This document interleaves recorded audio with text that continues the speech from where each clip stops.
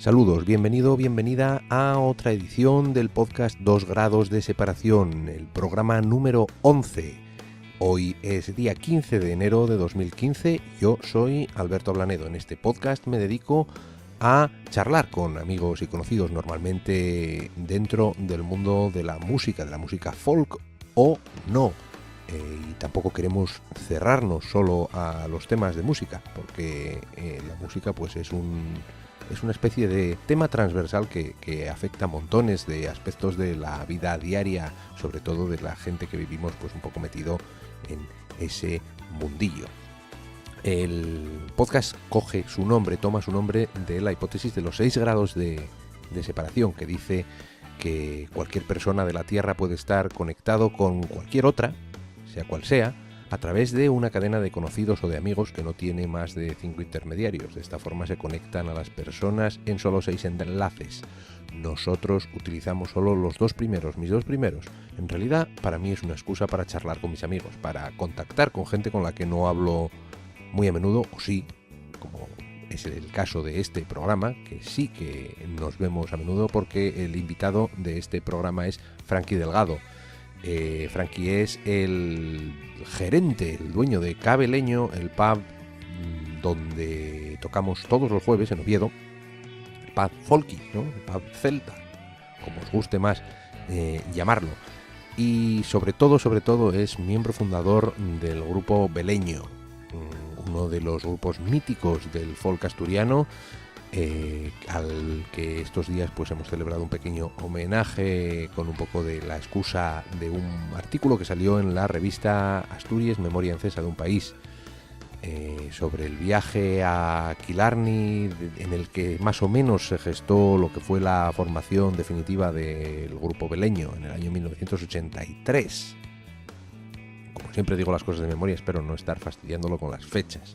Pero bueno, Frankie, además de ser miembro de Beleño, que es en lo que nos vamos a centrar la mayor parte del podcast, y ser el dueño de la cervecería Cabe Leño, que ahora además de cervecería es micro brewery, ¿no? Como lo llaman por ahí en inglés, fábrica de cerveza, fabrican su propia cerveza, 6 tipos diferentes de cerveza, de lo que hablaremos también en el podcast. Curioso que yo me dedique a hablar de cerveza cuando debo de ser el folky menos cervecero del mundo. Y pues además ha vivido en Budapest, ha llevado temas de management de grupos, ha tratado con grupos internacionales como Capercaillie, como Wolfstone, como montones de gente, y como siempre la conversación da para un montón. Ya sabes que están todos los programas anteriores, todos los podcasts anteriores disponibles para su descarga, para que te los lleves tú en tu reproductor de MP3, en tu iPod, en tu iPad, en tu lo que sea, y te los escuches pues cuando te apetezca, a tu propia medida. Estas conversaciones pues a veces pueden que se hagan un poco largas, pero ahí está la virtud de poder darle a la pausa y reanudarlo cuando quieras. Te puedes llevar para ir a hacer deportes, lo que hago yo con muchos podcasts. Me los llevo cuando voy a correr un poco, a hacer un poco de deporte, estas cosas que no necesitan que ponga la mente en ello, y por tanto puedo estar atento a otras cosas. Así se aprenden cosas a la larga. No sé si con este aprendemos, yo espero que sí, pero pues es el poder que tenemos ahora de llevarnos la información con nosotros, ¿no? Si quieres descargar los programas anteriores, que sea este el primero que has escuchado, cualquier cosa, ya sabes que está el blog 2grados.blogspot.com. Los 2 son números, 2gra2.blogspot.com. Y también pues a través de las plataformas más típicas, iTunes o iVoox, IVOOX. Allí encontrarás todos los programas anteriores, así como en YouTube. Están también subidos, no tienes más que hacer una búsqueda por 2 grados de separación. Y también todos los podcasts folk en la red, donde yo me dedico a compartir con vosotros una hora de música todas las semanas, o casi todas las semanas. Ya sabemos que esto va según se pueda. Vamos con la conversación con Frankie Delgado.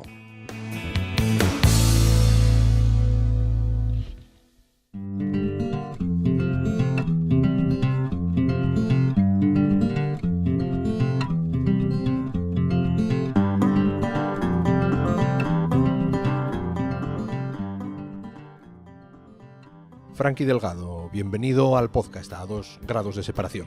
Hola, ¿qué tal? ¿Cómo estás? Muy bien, te estás metido en pleno proceso de elaboración de cerveza, ¿no? Pues me acabas de pillar ahora mismo, porque llevo aquí desde las 6 de la mañana haciendo cerveza, o sea que mejor sitio para hacer ahora el podcast imposible. O sea, Bueno, mientras estés medio despejado, si llevas aquí desde las 6 de la mañana, esto es después de las 6 de la tarde, lo cual quiere decir que llevas 12 horas, ¿no? Llevo 12 horas. Bueno, la cerveza te lleva... El proceso de cerveza, normalmente, lo que es la cocción, te lleva entre 12 y 14 horas, dependiendo que no haya ningún problema en la maquinaria o en el proceso, ¿no? Pero normalmente es eso, son 12, 14 horas lo que es el proceso de cocción, sí. Bueno, vamos a dejar eso yo creo que un poco para más Eso, tarde, porque ya te si lo no contaré, nos metemos a eso. Bueno, o después, ya veremos lo que nos da. Pero a mí la parte que me interesa más de tu vida, entre comillas, parece que soy un interesado, ¿no? Que vengo aquí, la parte que me interesa de tu vida, ¿no? Pero bueno, una de las partes importantes de lo que quería abordar en el podcast es, pues, Beleño, precisamente, ¿no? Porque justo venimos estos días de celebrar una especie de mini homenaje o de pequeña celebración, ¿no? Sí. Hicimos una aquí en K Beleño, en Oviedo, Beleño, el grupo de música Beleño, pionero en Asturias, ¿no? Sí, bueno, es que parecía un trabalenguas porque era presentación de la revista Belenos de Asturias, de la Fundación Belenos, en el Cabeleño de Oviedo, con la actuación de Beleño. O sea, todo muy centrado. No hay manera de perderse. Sí, no. Eso, si no sabéis de qué estamos hablando, mal asunto porque ya nos vamos a empezar a liar. Pero bueno, eso, tú eres uno de los miembros fundadores de lo que yo para mí es el grupo, lo que decía antes, el grupo pionero del folk asturiano. Igual no es el primero, pero sí que es, yo creo que la primera referencia de verdad. Fue una de las primeras, anterior a Beleño. Hubo unas pequeñas formaciones y después estaba el grupo de Avilés Trasgu, ¿no? Que fue uno de los grupos, yo creo que fue referente del comienzo de lo que era la música folk asturiana, o el tratamiento que se le dio nuevo a la música tradicional, que no pasábamos de la etnografía y de lo que era la gaita y el tambor y tonada y coros, pero nunca hubo el tratamiento ese que ahora mismo forma parte de la tradición, pero que en su día era totalmente desconocido. Sí, que podemos hablar de que forma parte de la tradición, pero en realidad es de antes de ayer por la tarde, ¿no? Porque estamos hablando del año 82. Estamos hablando, Trasgu yo creo que fue en el año 80-81, ya estaban trabajando. Y nosotros cuando nos encontramos por primera vez con Fernando fue en el año 83, si mal no recuerdo. Fue en el año 83 a través de una festival celta de invierno que se llamaba. De aquella, lo de los festivales celtas era como muy típico. Había festivales celtas por todos lados. Estaba la Noche Celta de Corao, estaba el Festival de Ortigueira y el Café Trisquel de Sison montó el Festival Celta de Invierno, que solamente se hizo una vez. Y se hizo en la Panerona. Lo que era la Panerona, que ya desapareció, en el pueblo de Asturias. Y fuimos a tocar un grupo que teníamos que se llamaba Merlín, donde éramos 4 o 5. Éramos los primeros que estábamos, que veníamos de la música. Veníamos todos de la música irlandesa, de la música bretona, del folk americano. Cuando estábamos todos con Bob Dylan, tú imagínate de qué te estoy hablando, ¿no? Joan Baez, y después, claro, Wendell, Alan Stivell, hacíamos ahí todos nuestros pequeños mini conciertos y tocábamos en la calle. Y aquel grupo Merlín fue a tocar en el Festival Celta de Invierno y ahí encontramos a Fernando.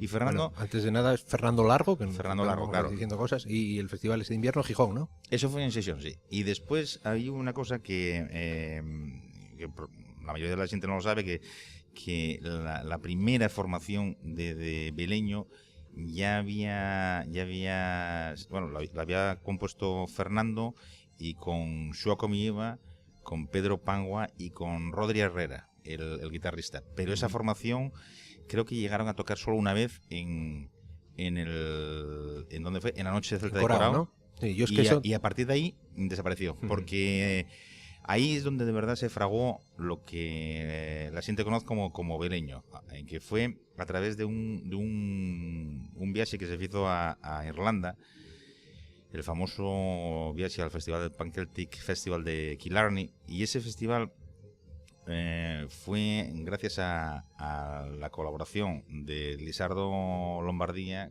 con una persona que se llamaba Brendan O'Scally, que trabajaba de periodista en el Irish Times, un señor mayor, pero que no tenía ni idea de lo que era Asturias. Vino invitado aquí y cuando conoció Asturias, lo primero que dijo a Lisardo fue que tenemos que tener una representación de Asturias en el festival de Killarney. Y aquella representación incluía aquella embajada cultural que se hizo, que estaba compuesta de dos cosas. Era una exposición fotográfica donde se reunía a través de la Fundación Belenos, que aportaban todo el material gráfico de Astur Paredes. Pues había una colección de fotografías donde la gente en Irlanda pues entendía de dónde veníamos, ¿no? Uh-huh. Y después había una representación musical, que éramos el comienzo de lo que era el grupo. Cuando nos encontramos en la Panerona, ese proyecto estaba ya funcionando, pero Fernando no tenía músicos. Ajá, o sea, él tenía la idea, ¿no? Tenía la propuesta. Tenía la propuesta. Entonces, por cuestiones de trabajo, Joacu, Pedro, yo ahí ya no lo sé, exactamente con muchas cosas, sí. no podían ir. Entonces, bueno, la cosa es que debía haber problemas de aquí y allá. Y entonces llega Fernando y me lo propone. Me propone, oye, ¿te quieres venir a Irlanda conmigo? Y claro, yo tardé 30 milisegundos en decir que sí. Y yo, ¿a quién hay que matar? Eso me pasó a mí la primera vez que me dijeron, oye, ¿te vienes de gira a Estados Unidos? Y yo me hice el interesante en plan de, bueno, no sé. Me dijeron, bueno, es que no hay mucho dinero, probablemente no haya nada. Y yo, espera, me lo voy a pensar de... no digas que sí tan rápido, pero de que sí. No, nosotros... No. Yo me acuerdo que claro, yo bueno, ¿qué hay que hacer? Entonces, de aquella, y esto es un tema que no lo sabe nadie, y esto es importante. Si lo dices ahora lo va a saber todo el mundo, ¿eh? Probablemente fue el primer grupo que pagó para ir a tocar. Yo creo que no, seguro que no sería el primero, pero bueno. Puede ser que te haya costado. El primer grupo de folk asturiano que pagó, eso sí. Ir a tocar un sitio, pero cuando nos propusieron ir a tocar a Irlanda, inmediatamente dijeron, oye, esto va a costaros tanto. Entonces, había una cuestión que era la siguiente. Nosotros, de aquella nos costó 25.000 pesetas a cada uno ir a Irlanda y pusimos en la balanza la experiencia, la oportunidad de poder estar allí tocando donde estuvimos en el Coltaskeltor y en Dublín, estuvimos en Killarney, estuvimos en muchos sitios tocando. Y la experiencia era, bueno, para nosotros fue algo irrepetible. Entonces, el dinero fue el mayor dinero gastado, yo creo que en la historia del folk. Porque yo estoy convencido, y además muchísimo siente, incluido Juanjín, el gaitero, lo falamos muchas veces. Si no hubiera habido ese viaje a Irlanda, que va, esto hubiera cambiado totalmente. La historia, yo creo que del folk hubiera cambiado, porque de aquella hubo un momento en que estábamos solos. Era beleño y yo creo que a los 2 años o así entamaron a tocar Jan de Cubel. Jan de Cubel. No hubiera, que también un poco, bueno, nos conocíamos de vernos en el Nido, el que era un chigre que estaba en Ciudad Naranco, que era el sitio reductible donde estaban allí todos los galos, los folkis. Los galos estaban allí, y aquí era el punto de encuentro y de reunión de toda aquella gente que estaban encantados por sacar adelante pues esta forma de ver la música asturiana y esta forma de ver nuestra cultura, ¿no? A ver, una de las ideas que tengo yo, no sé si yo lo veo a posteriori, porque yo me meto en el mundillo pues casi 10 años después de todo eso. Yo hasta mediados de los 90 no tengo conciencia ni de escuchar este tipo de música, ¿no? Pero para mí, Beleño es un referente a nivel de música asturiana, porque yo creo que son el primer grupo, más o menos, a lo mejor me equivoco, ¿no? Pero que tiene la vertiente tradicional asturiana y al mismo tiempo pues esas composiciones que miran un poco al aspecto más pancéltico, ¿no? De no cerrarse en lo propio, pero respetando lo de aquí, ¿no? Teníamos muchísimas, bueno, teníamos y tenemos muchas ideas que la mayoría de cosas que quedaron en el tintero nunca se volvieron a retomar. Teníamos también la grandísima suerte de contar con Fernando Largo, que era un productor constante de temas, siempre muy inspirado todo en aquella influencia que teníamos. Nosotros veníamos muy influenciados de los Chieftains, veníamos muy influenciados de Alan Stivell. El tema de introducir el arpa por un lado y la zanfona por otro, pues yo creo que debió ser, junto con Trasgo, los primeros. Introducir eso con la gaita asturiana, con un violín, con unas varias percusiones, el bodhrán, los panderos cuadrados, bueno, pues todo esto fue la fusión de todo eso con la música tradicional asturiana, fue lo que creó ese sonido tan clásico y tan original que lleva el grupo beleño. No hay duda. Y una de las cosas así más distintivas, yo que sigo diciendo a día de hoy, ¿no? Que hay muchos temas tú escuchas música y hay temas que tienen una cierta fecha de caducidad, entre comillas, ¿no?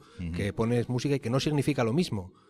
Sobre todo porque ahora, pues a lo mejor la gente toma ese camino que ya se recorrió, ¿no? Las cosas que han innovado unos las toma como propias y a partir de ahí construye, ¿no? Entonces se construyen cosas más complejas. Pero la base de las melodías de Fernando, por ejemplo, esos no mueren nunca. O sea, el otro día, tocando aquí, subidos aquí en el mini escenario de Cabeleño, tocando Caul Chouzano, y o sea, ese tema sigue estando tan a la orden del día como hace 30 años, ¿no?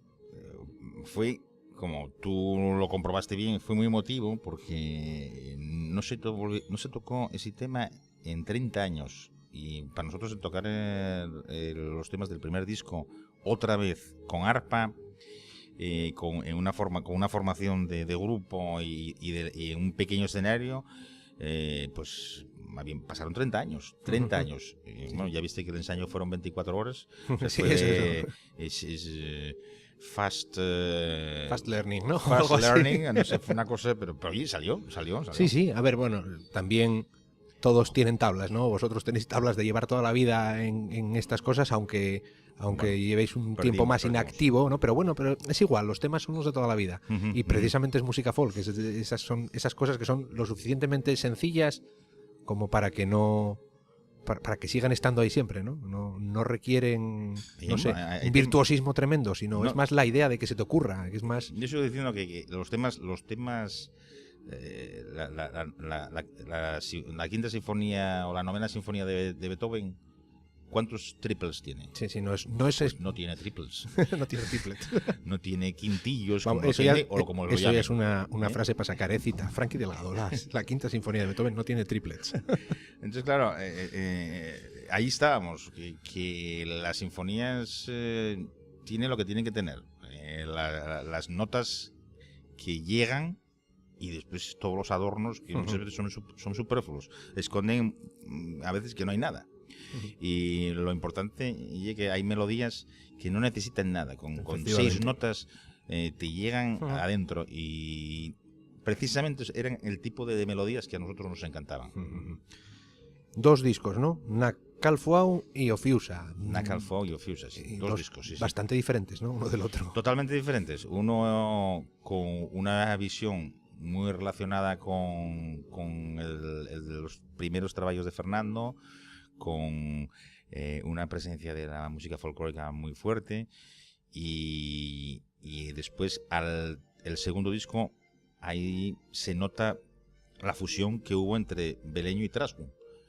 Entró Javier Cervero, que era el compositor y el líder del grupo de Trasgu, y Herminia Álvarez al arpa. Y al arpa y a la voz. Entonces se notó mucho la influencia de Trasgu en el segundo disco. También a nosotros estábamos muy interesados en experimentar de aquella época. Empezaban a llegar los samplers, llegaban los primeros sonidos sintéticos. Bueno, aquello era la de Dios. Sí, además los dos, tanto Fernando como Sí, Cervero, eran apasionados adictos de a ver, el primer sampler que llegó aquí, pues es lo que lo tuvimos nosotros. Hubo cosas que eran únicas, que las trajimos nosotros porque no había forma de conseguirlas, había que pedirlas fuera. El primer fue cuando metimos el buzuki. Amazon no existía, aquello era un tiempo muy distinto, ¿eh? No había distinto. internet y esas cosas. No había nada. Ahora parece... había que llamar por teléfono a la cabina que estaba a 1,5 kilómetros de donde ensayabas, o sea, y había que llegar y meter monedas, ¿eh? Entonces, claro, esta vez era media hora para ir, media hora para volver, para llamar a fulano que no había venido, ¿eh? No tiene nada que ver. Y todo era, los ensayos los hacíamos en Candás, después estuvimos ensayando en Avieles muchos años, bueno, todo era a base de tren, de alza, cargar con 200 instrumentos encima. Después el tema fue la primera vez que entró un buzuki en Asturias. Y yo creo que debía ser me atrevo a decir casi que en España, porque no había, nunca se tocó ese instrumento, y el primero que se tocó fue con Beleño. Nunca me puse yo a mirar esas cosas. Mira, que es una cosa, es el típico dato trivia que debería de saber, ¿no? Que al fin y al cabo es mi instrumento, ¿no? Pero... Lo compramos en Bretaña a Le Mercier, que era uno de los luthiers más famosos de aquella época, y yo lo compré porque me encantó el buzuki que tocaba Milladoiro. Bueno, y automáticamente... Entonces sí, Milladoiro antes sí que Milladoiro, lo sí. ¿no? En Asturias no, pero en Galicia sí. Es lo que estaba pensando yo en ese momento. Se me ocurría Milladoiro, es el único grupo al que yo... Claro, estaba diciendo en España, claro, Milladoiro sí lo tuvo, sí. Sí. Y me acuerdo que tenía un ribete, el de Milladoiro, que subía 30.000 pesetes el ribete. Dije, no, yo sin ribete, déjalo ahí. Son muy bonitos, pero yo quiero que suene, costó, ¿no? Oye, costó mucho dinero, me acuerdo exactamente cuánto costó, pero sí fueron 120.000 pesetes de aquella. Jolín. Me acuerdo que todo lo que ganamos lo invertíamos en instrumentos. Al final ganábamos siempre sin un duro, porque estábamos todo el día invirtiendo. Yo creo que es una... Que es una característica de vida de todos los músicos. En plan, estamos siempre sin dinero, ¿no? El virus.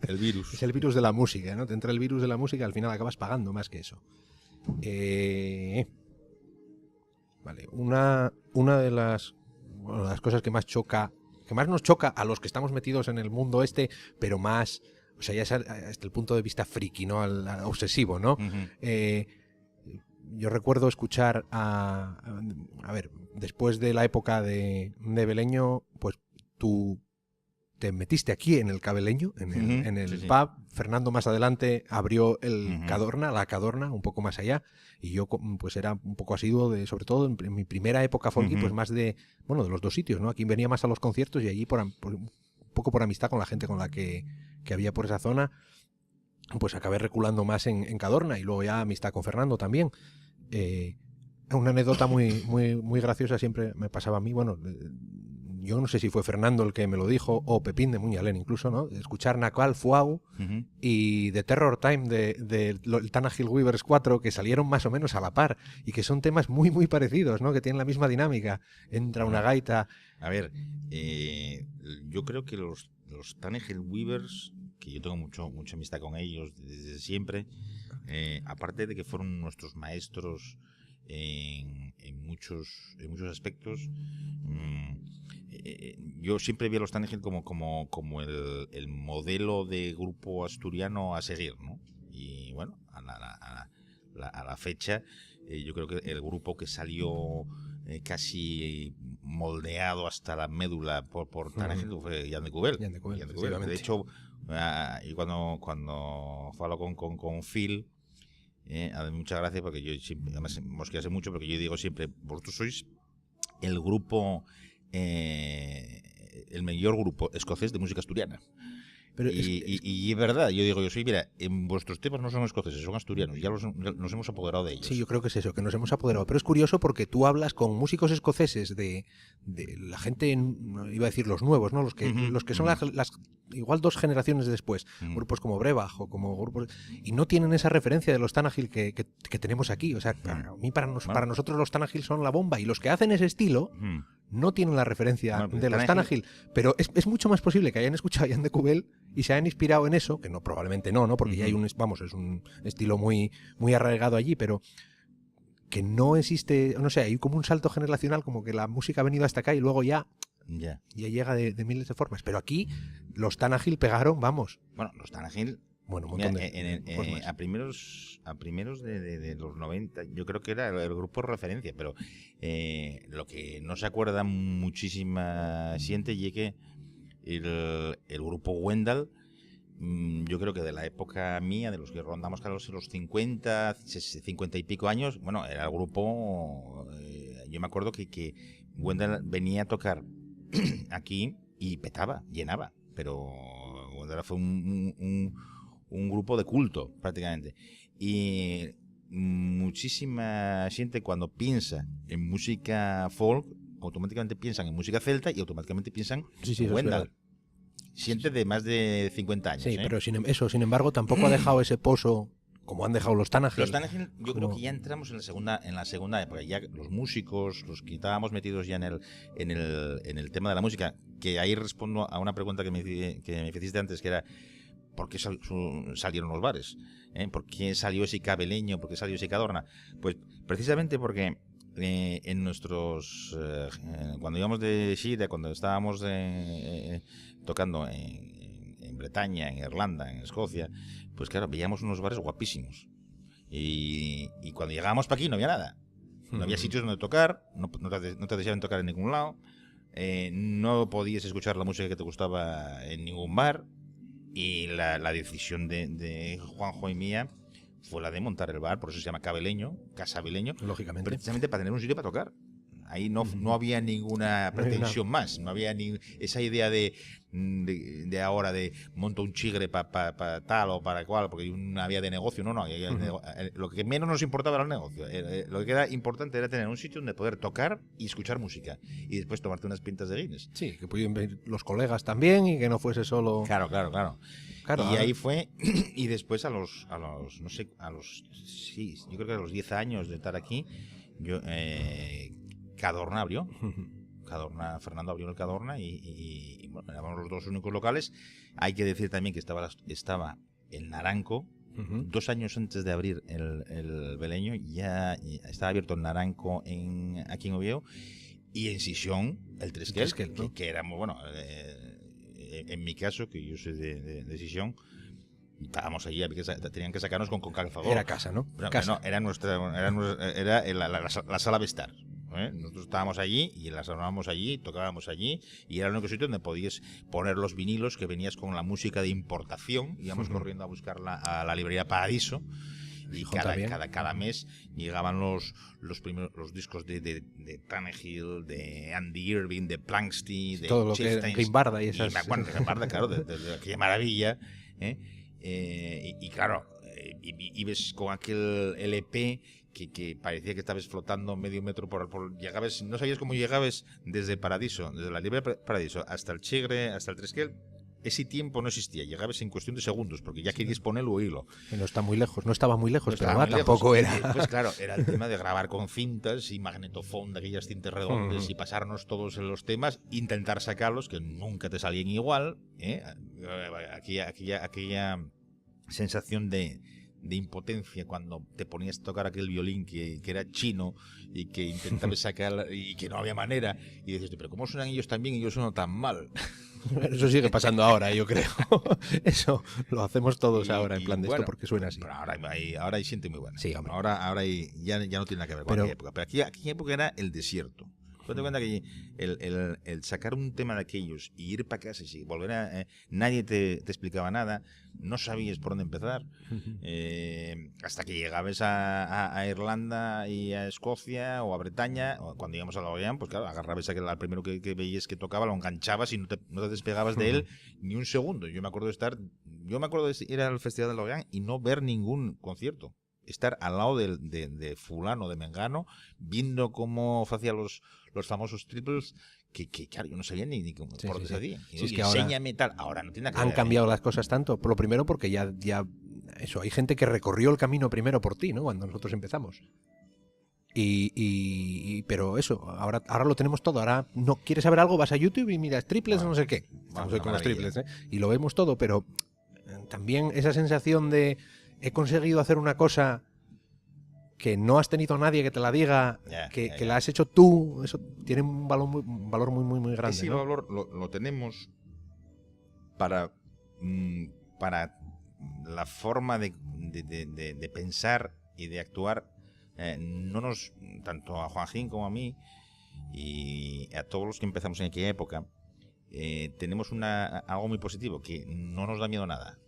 Es lo más importante de todo. No se nos pone nada por delante. O sea, si hay que hacer esto, se fae. Y si no, no se fae. Pero no andamos con... Ahora mismo, yo estaba el otro día hablando con Juanjo de aquellos 30 años sin tocar los temas y estábamos haciendo un repaso de los medios que hay ahora y los medios que teníamos. Y claro, es que parece un planeta diferente. Fácil, ¿eh? Yo recuerdo que estábamos el otro día, estábamos ensayando aquí los temas y de pronto todo el mundo sacó iPhones y todos tenían afinadores incorporados. Claro. Y yo me acuerdo que andábamos con una turuta soplando sí, para una armónica, un diapasón, lo que fuese, ¿no? Pero... Y en 2 segundos estábamos todos afinados. Después ya estábamos grabando lo que estábamos tocando, que nosotros no teníamos para grabar. Claro, ahora lo llevas en el bolsillo todo. Y lo repetías y ya lo estábamos mandando a fulano o a mengano y colgándolo en Facebook. Claro. Y oye, madre mía, esto acaba de pasar y ya está funcionando. En aquel momento, bueno, olvídate, tenías que ir a un estudio. Si querías grabar hacer una grabación aquí mala, sí, y después para colgarlo, ¿dónde lo cuelgas? En ningún lado. No había nada. Había que ir al periódico, a la radio. A la radio. Pero mira, el ver en la Nueva España el otro día la fotografía del grupo, la verdad es que me emocioné porque llevaba sin salir esa foto la friolera de 32 o 33 años. Yo es que, a ver, yo lo veo más desde fuera, porque ya te digo, yo llegué más atrás. Entonces, para mí Beleño es algo mítico, pero no lo viví. Entonces, no tengo esa experiencia que tenéis muchos aquí. Y, sin embargo, estando aquí, tocando con vosotros y viendo a la gente que sí que vivió esa época, me emociono yo igual. Yo creo. Igual, a ver, por supuesto, porque la música ya vale solo eso. O sea, no hace falta nada más, pero eso. Si yo soy capaz de no haber vivido esa época y de emocionarme así, pues los que estuvisteis allí, vamos, desde luego que había que algo, tiene que ser. Y yo creo que era ilusión. Sí. Esa ya es la palabra. La palabra allí, ilusión. Y eso, yo creo que si se pierde, da igual que toques bien, que toques mal. La ilusión, si la pierdes, queda vacío. Y ya no es el auténtico, la auténtica energía que tira de todo. Si pierdes la ilusión, te da igual incluso ir a tocar o que te inviten, o como se vaya a Irlanda. Nosotros cuando fuimos a Irlanda, de verdad que fue el viaje iniciático, pero a ese viaje yo me acuerdo que 3 de nosotros salir al frente con aquella poca experiencia que teníamos y ver la cara de todo el público, que quedaban acollonados, pero que nunca habían visto una gaita asturiana, y nunca habían visto una zanfona, ni un pandero cuadrado menos. Pero nosotros salíamos con tanta decisión y con tanta ilusión que lo contagiábamos. Y entonces contagiábamos, y eso lo viví el otro día. El otro día, fíjate lo poco que se tocó, que fueron 4 o 5 temas. Pero toda la gente que estaba aquí, todo el público, pilló esa ilusión y pilló esa energía, porque me di cuenta que las caras eran las mismas. Y la fuerza con la que tocábamos, desprendíamos precisamente todo aquello que vivimos. Y ese fue el gran momento, ¿no?, de la noche. Ese fue el gran momento. Si hay algo que pueda decir de ese día, fue que recordar es volver a vivir. Y volvimos otra vez a vivir aquel momento. Eso fue lo más guapísimo que tuvimos el viernes pasado. Hemos hablado un poco de los 2 discos del grupo, un poco de la idea que había detrás. ¿Cómo acabó la historia? Por decir así. Pues en el segundo disco, el primero fue Nacalfuego, el segundo se llamaba Ofiusa. El segundo disco ya las formas de ver por dónde tenía que salir el grupo, como en todos los grupos, pues cada uno tenía una idea diferente. Y la cuestión fue que cuando se acabó la grabación ya había bastantes problemas de cada uno por donde quería tirar, ¿no? Entonces, bueno, fue... Yo me acuerdo exactamente cuando se deshizo el grupo, fue en el año... Yo creo que fue en el año 89. En el 89 fue. Que después de una serie de actuaciones que tuvimos, de aquellas estuvimos por toda la península tocando, por toda España, después estuvimos en varios festivales en Francia, y ahí hubo un momento en que Fernando quería tirar por un lado, Javier Cervero por otro, bueno, Juanjo también, bueno, Juanjo y yo la verdad estábamos en el medio, y aquellos dos colosos musicales pues claro, eran dos rodillos y te trituraban, ¿no? Sí, hombre, y también hay que entender que estáis haciendo eso en una época en la que estáis creciendo vosotros.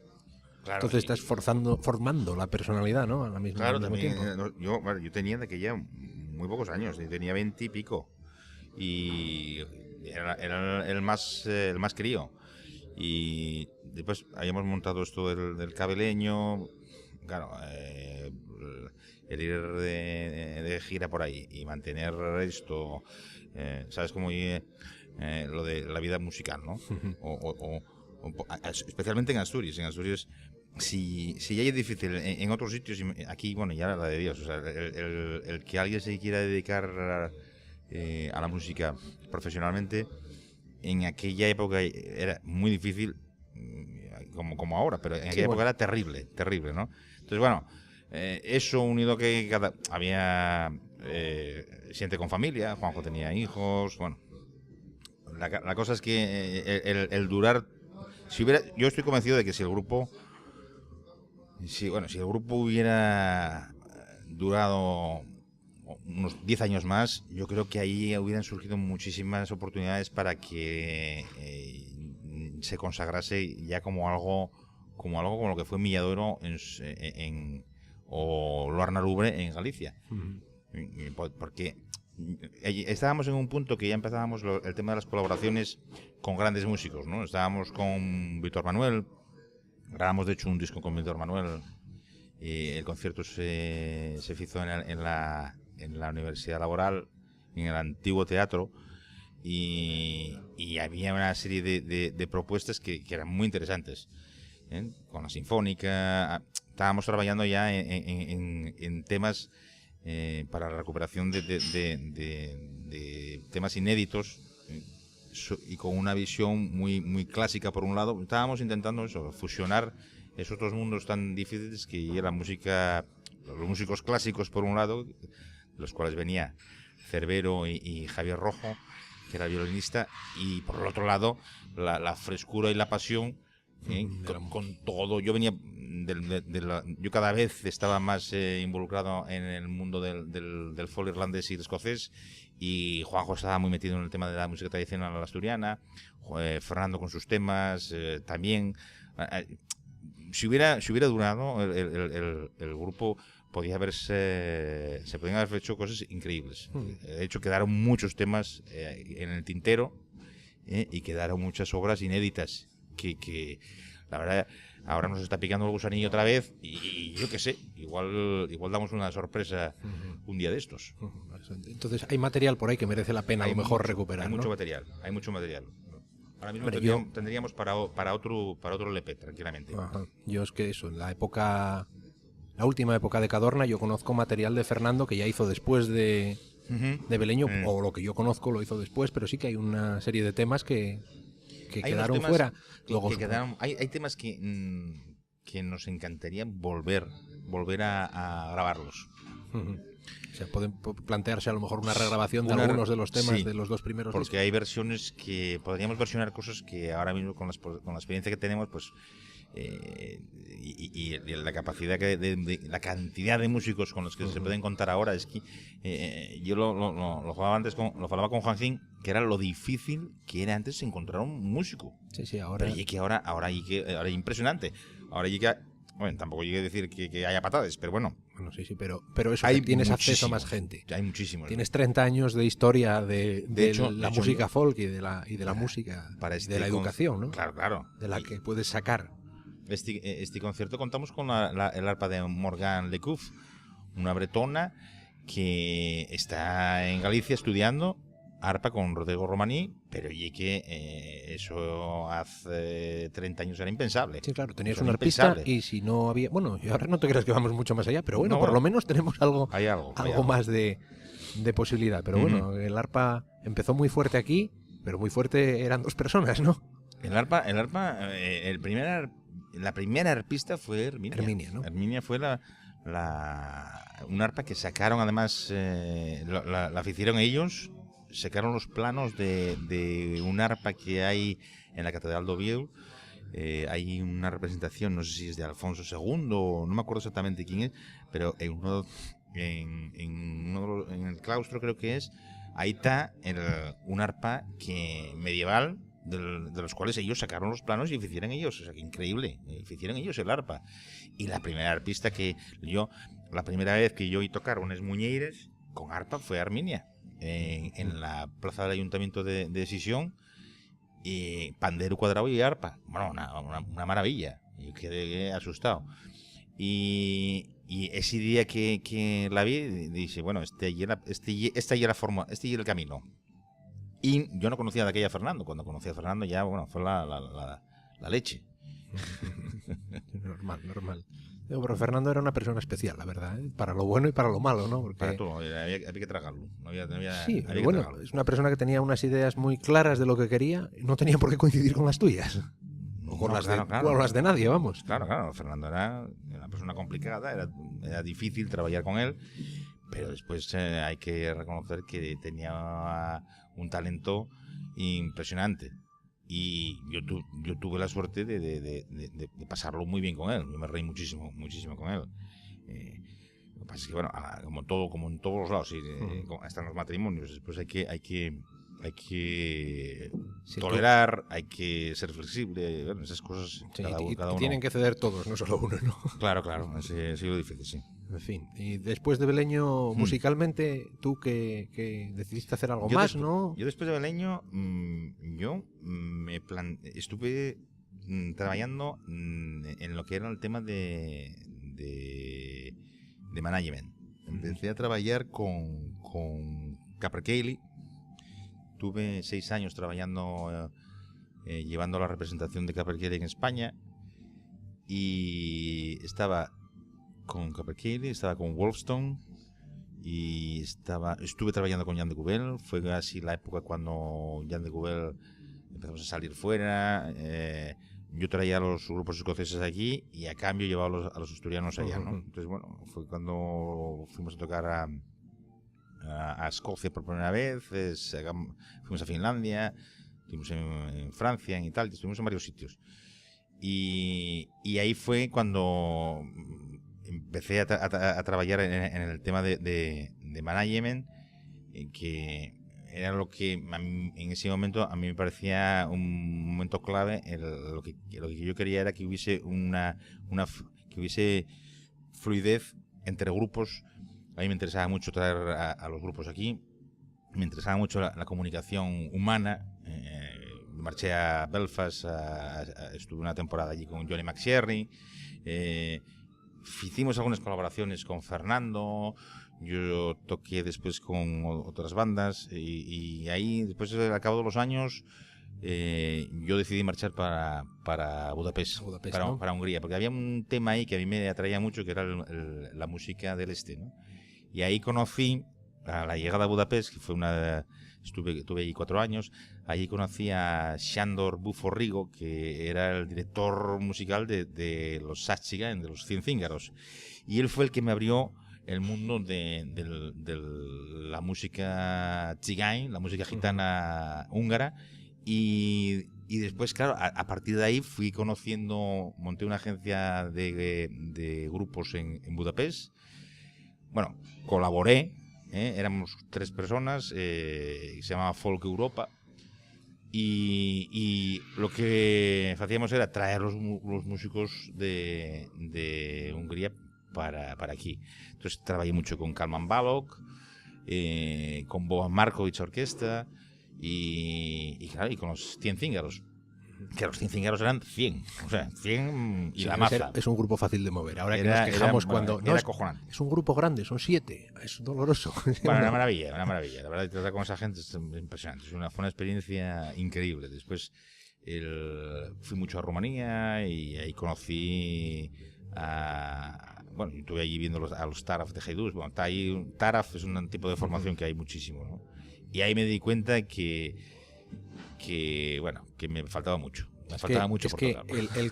El concepto es el mismo que la música tradicional de aquí, pero es tan diferente al mismo tiempo. Totalmente. Es tan diferente y totalmente. No sé, el nivel, no sé cómo llamarlo, el nivel instrumental es una forma de entender. Ellos ven todavía, si nosotros a veces nos critican entre comillas porque la música irlandesa, la música asturiana, pues es mucho de notas, de muchas notas, no tiene nada que ver con lo que hay ahí. O sea, es que estos son muchas notas, aquí son infinitud. Cuando entré allí en el conservatorio de los conservatorio de Chigai, evidentemente tú allí no puedes entrar si no eres gitano. Y lo primero que preguntaban era si yo era gitano. Y bueno, pues automáticamente me dieron el portazo fuera. Pero viendo mi insistencia, Xandor me dijo, bueno, pero igual vamos a hacer contigo una excepción y vienes a mi casa. Claro, la hora de clase con Xandor se convertía en 5. Porque ahí estabas con la abuela, con toda la familia, al final se acaba en la comida, tal, y al final estabas 5 horas allí, charrando. De todo menos tocar, ¿no? Y bueno, era de Dios. Y al final tuvimos tanta amistad que al final, bueno, pues estuve colaborando con ellos y trabajé con ellos.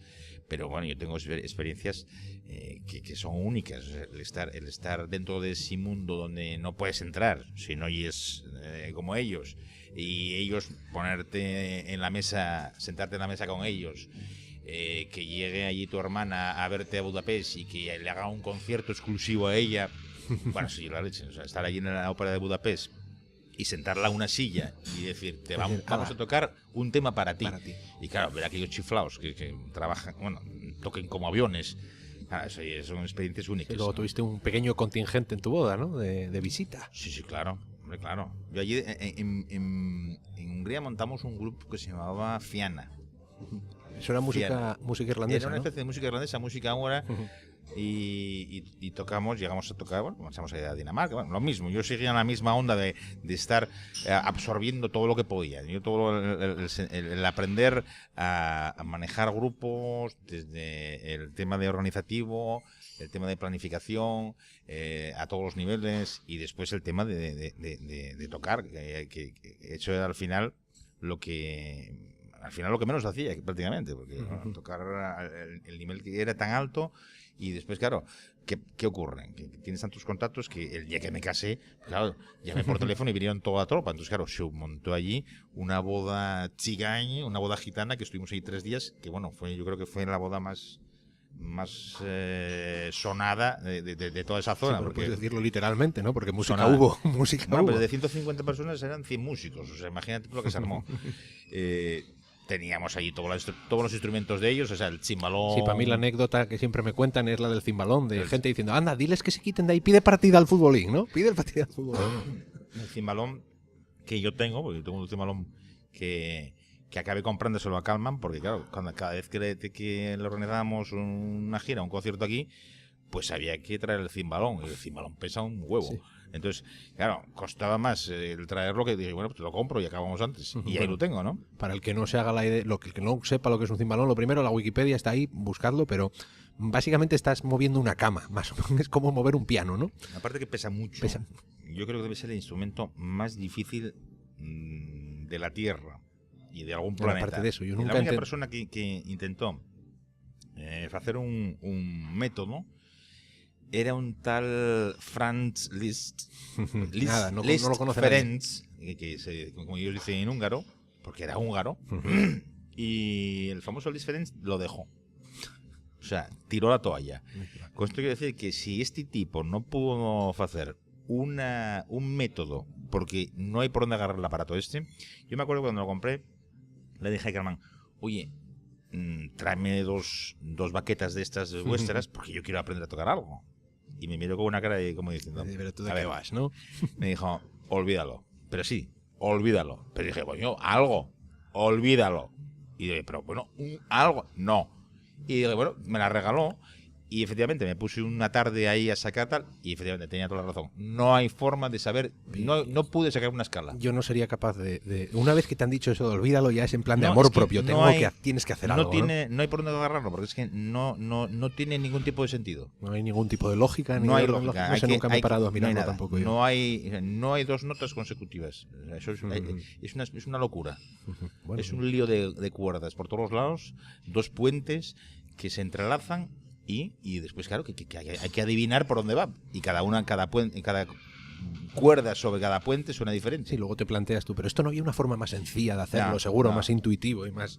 Yo creo que ahí vienen, no sé, hay un tema ahí con la hindú o algo. Esas como son estas cosas que vienen de muy allá, del oriente, que hay que cambiar el chip. Hay que cambiar totalmente todo lo que sabes. Tienes que desaprender. Estamos mal diseñados para aprender esas cosas. Tienes que desaprender todo lo que sabes para empezar a tocar ese aparato.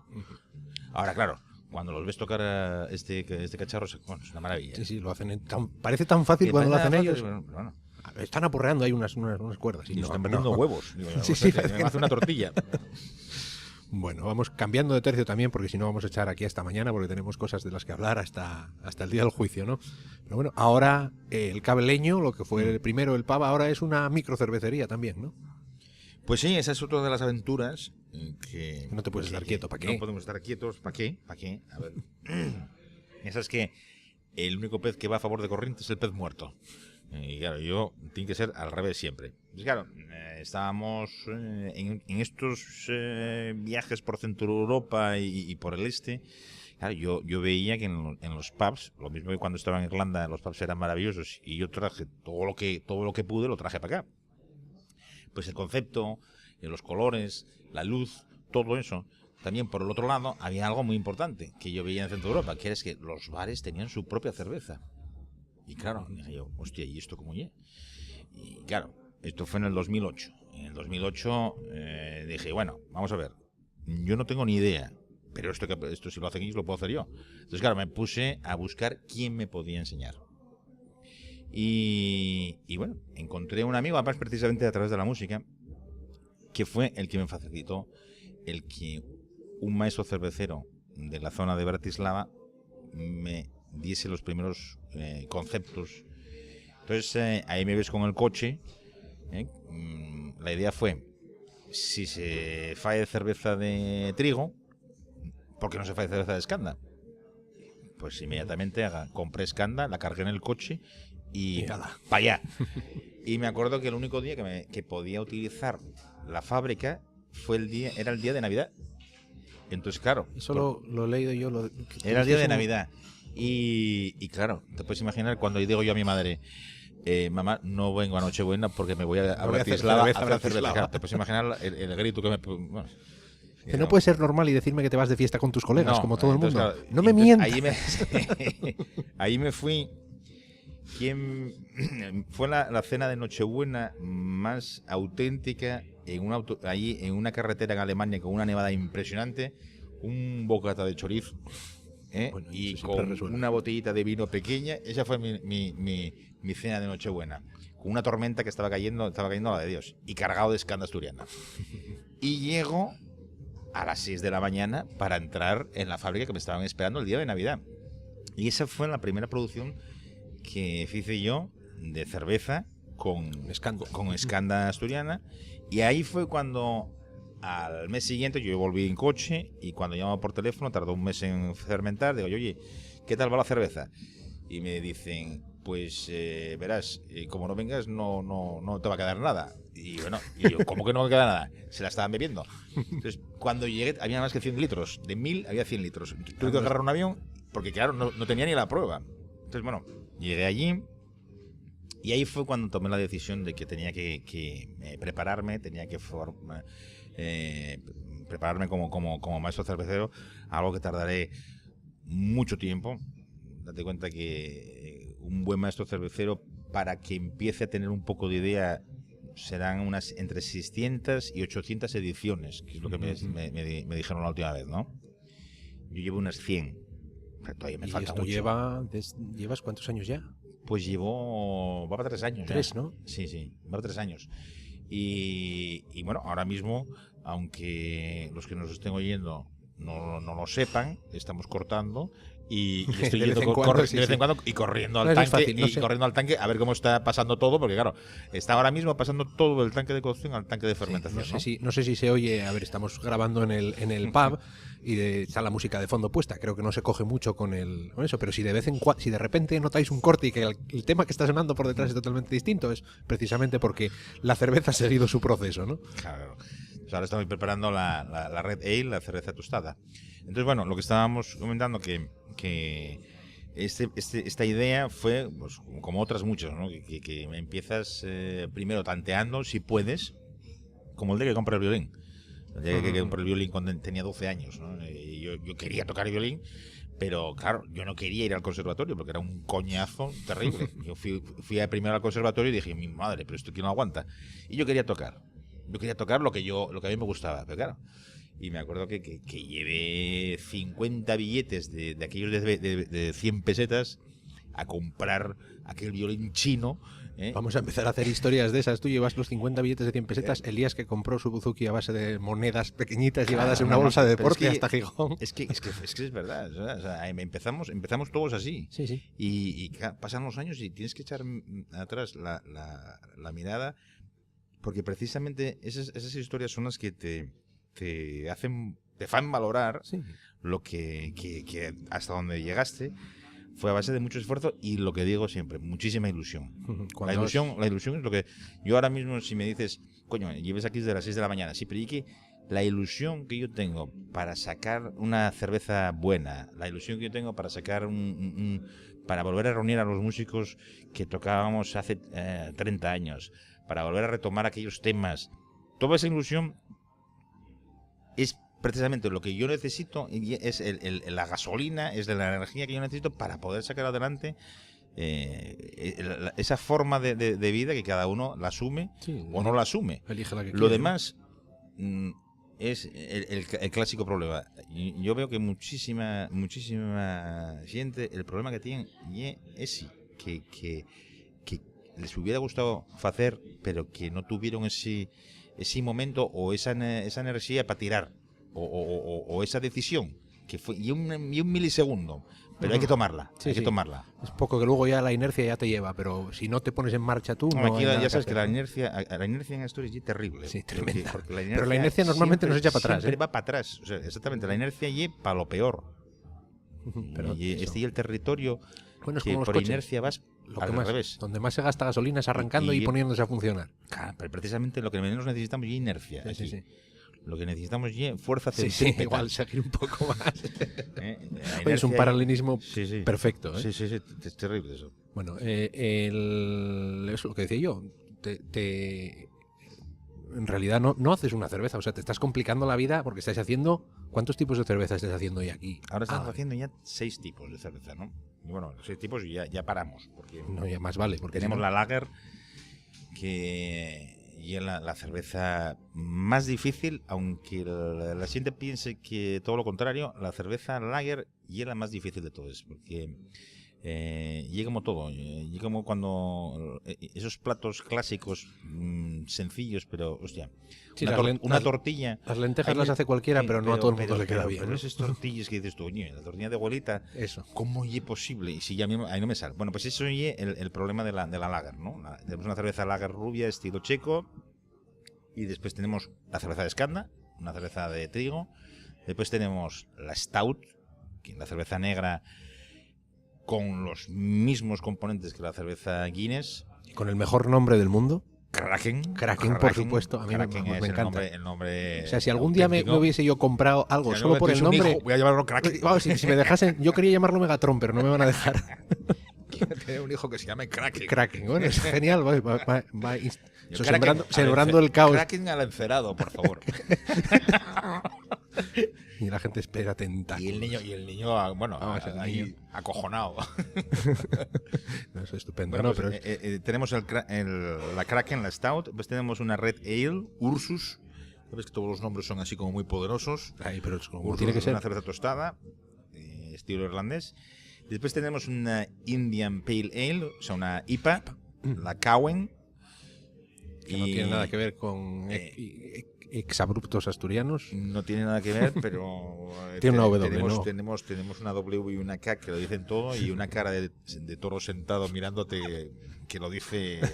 De ahí viene, yo me esperé en esto cuando vi una camiseta de me cago en el quinto centenario, y a mí me encantó porque era la cara de toro sentado, y era cuando en el año 92, cuando el tema que el de las carabelas, los 500 años del descubrimiento de América, y esa camiseta funcionó mucho y a mí me encantó. Entonces, bueno, un poco haciendo el paralelismo con aquello, pues hicimos esta la Cowen, ¿no? Que es lo mismo, pero no, esto es serio. Esto es más serio. Y después la última sí que hicimos, y la Baltasar, que es una cerveza de Navidad. Nadie lo diría con el nombre, ¿no? Prácticamente ya está acabada. Nos queda, creo, un barril y medio. La particularidad de esta cerveza es que lleva paso por barrica de madera. Y es la primera vez que trabajamos con barrica de madera, y bueno, estamos contentísimos. Y ahora ya tenemos la primera parte ya fecha para que el año que viene, yo calculo que a partir de mayo, xunu, faremos la cerveza ya de Navidad, para que esté 6 meses en barrica, ¿no? El año que viene igual estamos pensando todavía en 2014, estamos en 2015, es este año, ¿no? Exactamente. Es complicado a veces. Porque bueno, como normalmente la Navidad dura desde hasta mediados de enero. Desde el día de la Lotería Nacional, que el pistoletazo de salida, hasta la Lotería del Niño, o sea, estamos desde el 21 o 22 de diciembre hasta el 7, ¿no? O el 6, hasta el 6 de enero. 6. Que bueno, yo creo que deben ser las fiestas, la Pascua más larga, yo creo que del planeta. Somos listos aquí. Es como un carnaval. ¿Para qué? En Asturias, ¿para qué vamos a tener un carnaval si podemos celebrarlo en 3 fines de semana distintos? En la Nueva España ya está todo el mundo ya nerviosísimo porque les comadres ya.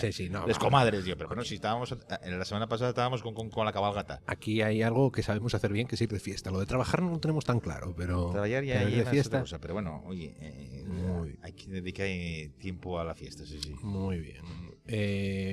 Una cosa que le pido, a ver, igual te pillo en un renuncio, no en un renuncio, sino...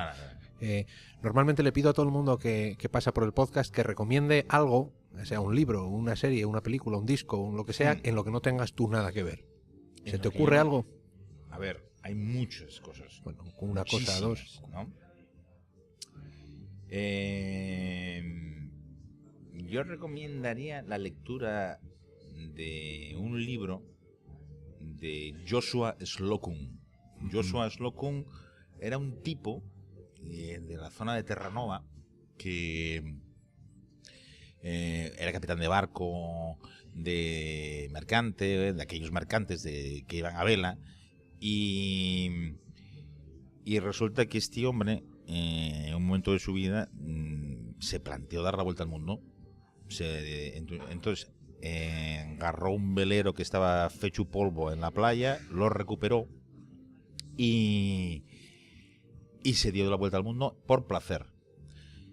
Realmente la historia de ese viaje es impresionante, porque realmente es el primer viaje de placer a vela que existe.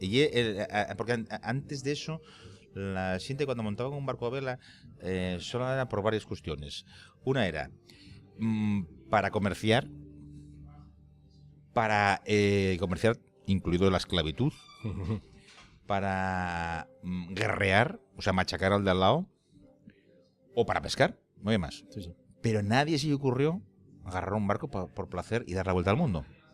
Entonces, este libro, si entráis en cualquier sitio y veis, entráis Joshua Slocum, os va a salir el libro de él. Ahora mismo el título tengo, se llama ahora ya, me pillaste. No te preocupes, ya lo investigo. Lo investigo yo después, tiene muy pocos. Y en la salida del podcast ya lo comento yo. Y si eso te lo recuerdo, no hay problema. De hecho, bueno, es el típico libro que compré varias veces, que deseé y que tendré que volver a comprarlo porque nunca me lo devuelven. Conozco el sentimiento. Y un libro precioso porque te das cuenta lo que puede hacer una persona sola. Y ese libro, de verdad, lo que te enseña a valorar que tú solo puedes hacer muchas cosas. Y ya, bueno, si encima cuentes con alguien, entonces ya la de Dios. Ya puedes hacer la de Dios. Estupendo. La de Dios es mi madre, yo me apellido así de segundo. No digas. Siempre hago el mismo chiste. La de Dios es mi madre y mis tías también. Pero bueno. En fin, pues para los que no estén puestos en el tema, Cabeleño, en la calle Martínez Vigil, en Oviedo. Pasad por aquí. Cerveza de 6 tipos distintos, 5 dependiendo de la época, ¿no? O de la producción.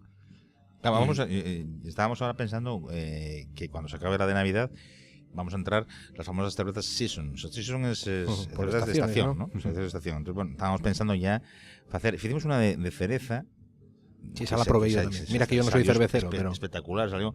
Pero bueno, ahora lo que queremos es tener un cañero exclusivamente para meter cervezas de temporada, ¿no? Entonces, a ver qué se nos ocurre. Bueno, se nos ocurre una locura, pero bueno, no voy a decirla. Eso no quedes en evidencia. Primero voy a probarlo. Pero si sale eso, la repanoche. Estupendo. Pues eso, el que quiera saber algo más, en internet, en Facebook está ahí. Hay 2 páginas, de hecho, de Cabeleño. Podéis entrar ahí. De hecho... podéis entrar también en la de fábrica, que yo creo que entraremos a organizar las visitas a la fábrica, como hicimos en agosto, que fue un éxito, para enseñar todo el proceso de elaboración de la cerveza y después hacemos una cata, dura 1 hora y media y es gratuito. Y lo único que tenéis que hacer es meteros en el Facebook y decir quiero ir a la cata o quiero ir no a catar. Eso es diferente dependiendo de quién te lo diga. Y ahí ya podemos organizar los grupos, son grupos de 6 personas y toda la gente que vino realmente entró por la puerta pensando que el mundo de la cerveza era de una manera y cuando salieron encantados. La verdad es que hay una experiencia guapísima porque vais a apreciar la cerveza desde un punto totalmente diferente al que estáis acostumbrados. Pues estupendo. Pues vamos a dejarlo aquí, eso, aunque hay un montón de cosas de hablar. Estabas hablando ahora del libro de viajes por el mar, y sabemos que tú eres un apasionado también de la navegación. Soy un loco de la navegación. Nada, aquí tenemos todos cada uno nuestro ahí tema de chifladura absoluta. Otro programa. Hablaremos de ello en su día. Pues muchísimas gracias y eso, ya hablaremos más veces. Venga, gracias a ti. Venga, un abrazo.